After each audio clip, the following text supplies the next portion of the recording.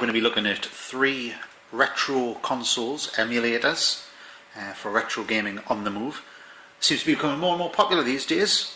See lots of these sort of things about, so we're going to try and compare 3 of the more popular ones, see which one comes out on top. Okay, first up, needs no introduction, it's getting one anyway. It is the Sony PSP. This is the 1000 series, the PSP Fat. Everyone's familiar with these, I'm sure most people have used one. It takes UMD discs, and I'm sure most of you are aware it is very easily hackable to allow downloaded games and, more to the point for this review, emulators. Now, build quality, there's not a lot to say. It's a Sony product, it's a full commercial product, it's very well made, it's quite heavy, it's quite thick, it's got some weight to it, it feels like a proper item, feels like it costs something. The battery goes in the back, and you have the standard buttons on the front as well as the analog nub, which some people are fans of, some people aren't. Let's have a look at how it looks turned on. Very straightforward on the PSP, there you go, we're all familiar with that.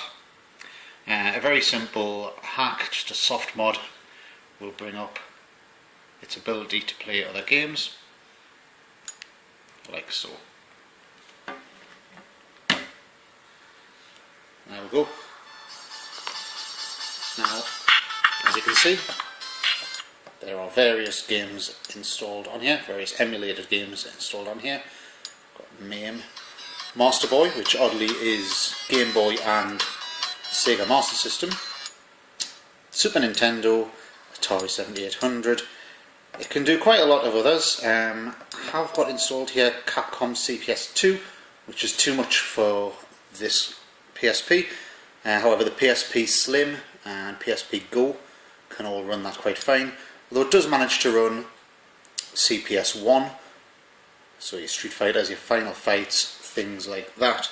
There's lots more emulators than what I've got installed on here. If you can think of a system, there's probably an emulator for it available on the PSP. There's a massive online community for PSP emulation. Not all of them work great. In fact, some appear not to even work at all. It does tend to be trial and error quite a lot with the PSP. So here we are, there's a PSP loading up Street Fighter 2 Champion Edition. This is the arcade ROM and the CPS1 emulator. We all know this one. Absolutely fantastic game, in my opinion the best of the Street Fighter series.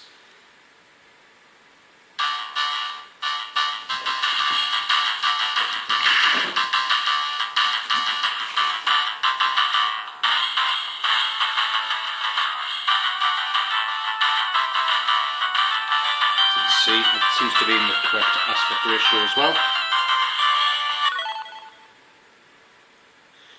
It's fun trying to play Street Fighter one-handed like this on a handheld console, but hopefully you can like where you anyway.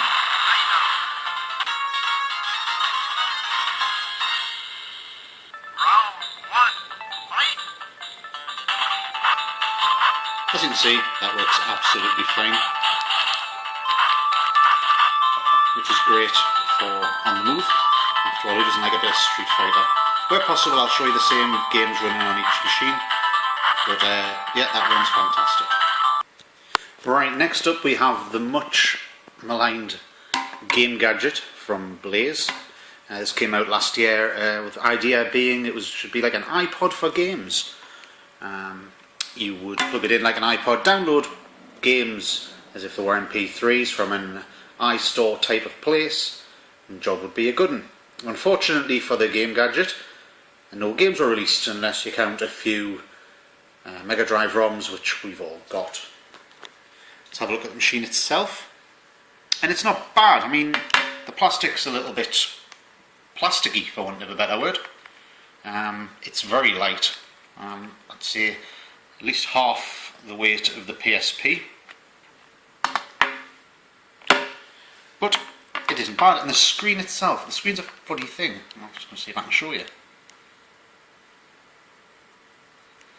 There you go, quick flick like that knocks it into sandbox mode, very easy to do.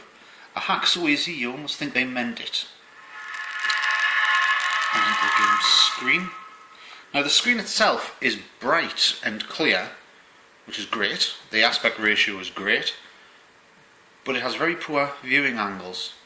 Unless you're looking at it straight on, it's not very good at all.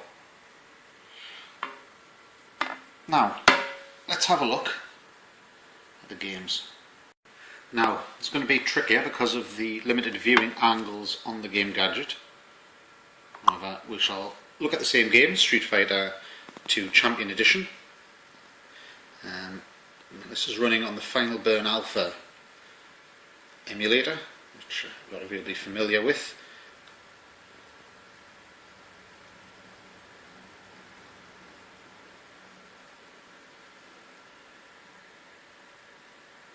For whatever reason, there's no sound on that, but there is on the game.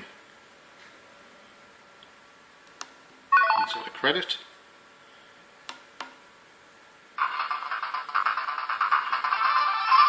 It's got a decent picture.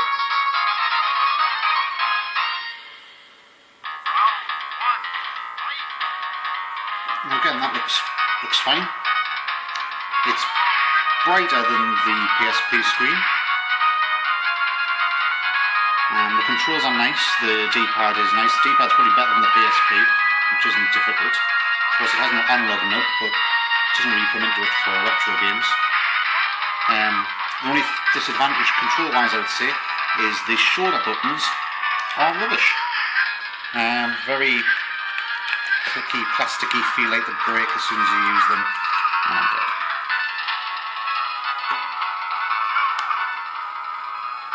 There's lots of emulators available on the GameGadget. You're stuck with arcade games, NES, SNES, Mega Drive, Master System, Game Boy, all the usual suspects are there. You'll need to flash your system to do it, although that's really, really easy. A quick Google search will find you what you need for that. Straight out of the box, I would say the GameGadget is almost useless. However, with a little bit of know-how, it does become a decent retro system. Alright, lastly we have one of these. Now it looks like a PSP, but it's not. You'll have seen these kicking around eBay. These are Chinese knockoffs, and this one calls itself an MP5 game player. They call themselves various different things. They all essentially boil down to an emulator in a PSP style case. Now I can't bring up Street Fighter 2 Champion Edition on this one because it's just not capable of running MAME. Despite the graphics that they'll show you on the adverts and everything else, it's just not possible. It just doesn't have the grunt. So instead, the nearest thing I can find on it here is Street Fighter 03. So let's have a look at that. The games this comes loaded with is essentially a NES and Game Boy Advance, although it will also accept Super Nintendo and Mega Drive with varying results. Start, okay.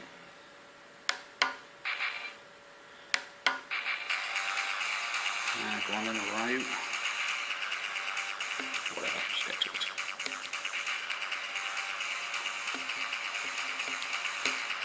I think that translates as, I'm going to kick your ass. Especially you, Nash. There we go.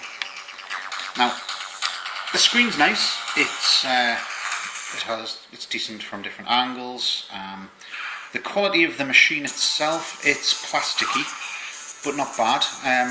The D-pad's poor. It does have an analog nub as well. The buttons and D-pad are unresponsive though.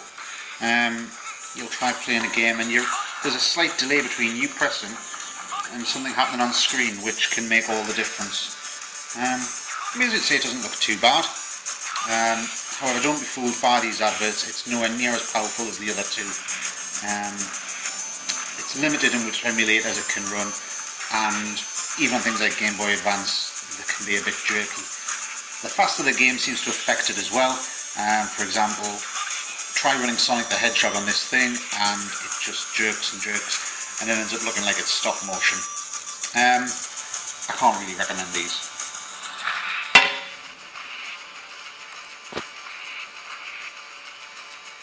So, which one to get? Well, to try and get a better comparison going, here we have the three systems running the same game, the legendary Super Mario World. It looks great in the GameGadget, running nice and fast, smooth, responsive controls, everything looks great there.